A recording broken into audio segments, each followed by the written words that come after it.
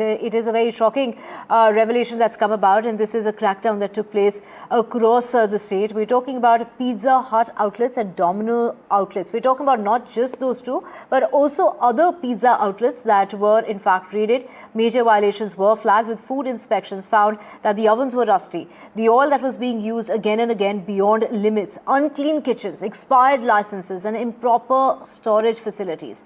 The statement is now awaited from these major pizza chains. These are international pizza chains, including Pizza Hut and Domino's, but they were also local, establishments as meant which were involved. We're talking about 55 outlets in all that were raided. My colleague Uma has the details.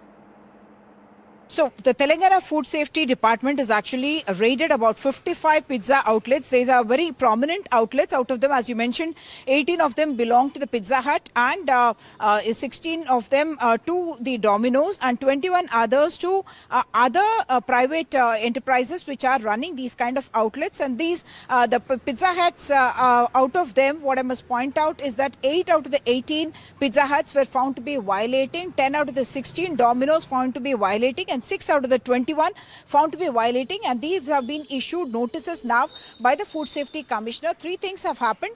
One, they have said that the food hygiene per se, there is many lapses in the hygiene. The non-veg and vegetarian foods were not kept separated. The pest control measures were not being done in the appropriate manner. In fact, measures to avoid any kind of pest entering has also been not found. Like you mentioned, there are rusted ovens and other equipment, very outdated equipment as well, the licenses not being displayed, the jurisdiction not being correctly displayed as well, and other food safety protocols like medical certificates for the personnel handling it, them wearing gloves and masks and hair covered with those kind of caps. All of that where violations were found, and now notices have been issued to them.